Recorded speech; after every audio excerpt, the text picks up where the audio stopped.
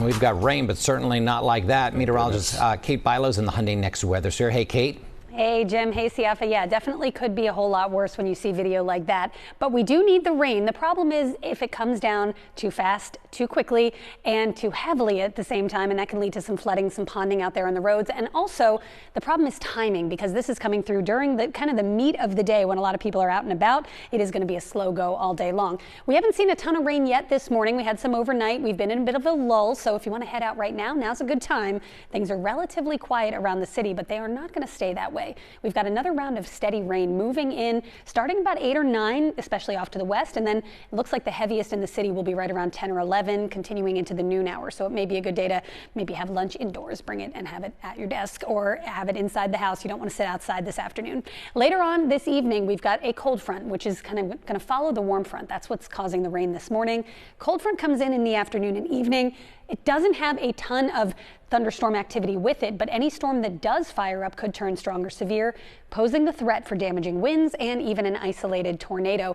The entire region will be impacted by this system today, both commutes impacted, and possibly the Phillies game, which is at 6:05 tonight. Here's a look around the region. You can see still looking kind of damp in the Italian market section of Philadelphia. Everything is just kind of wet behind the ears here this morning, but it's not actively steadily raining in most spots across the area. Chester County, Lancaster County seeing some rain right now. That's about it. It's wet though, it's slow, it's dreary, it's very warm, and it's very sticky outside. You can see just some light showers right now over portions of Montgomery and Bucks counties right up the northeast extension of the Turnpike. Here's the next round that we're watching. It's right about here, moving over northern Virginia, heading toward DC and Baltimore, and then this trajectory is going to take it right up I-95, likely getting into our neck of the woods around 10 a.m.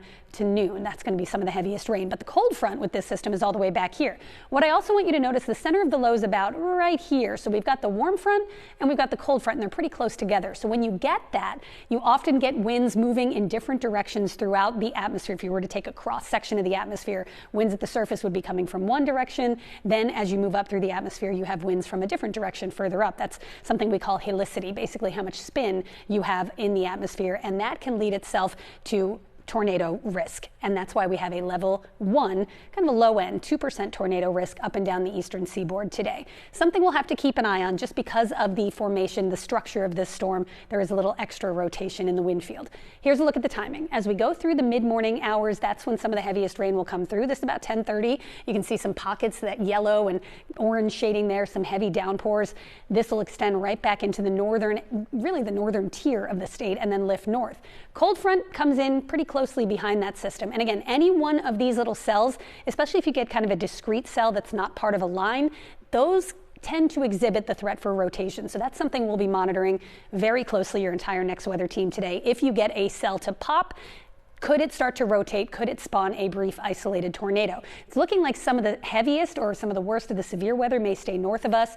But again, any one of these little discrete cells could pop up, produce damaging winds, and possibly, again, that brief tornado threat. That clears out. And then as we get into the day tomorrow, we'll start with some showers down the shore, but it looks like the sun will come back in the afternoon, and it'll be nice to see it. Future rainfall, looking at about a ½ inch of rain with this first round. As we go through the course of today, there'll be another round of rain that comes through late Saturday into Sunday. That's something we'll be monitoring, but it looks like it's mainly a nighttime rain event. And we also have tropical storm Umberto that we'll have to keep a close eye on out in the Atlantic and the Caribbean. Looks like it'll stay away from land surfaces, but could approach the eastern seaboard next week, possibly as a Category 2 or 3 hurricane. So certainly something to watch.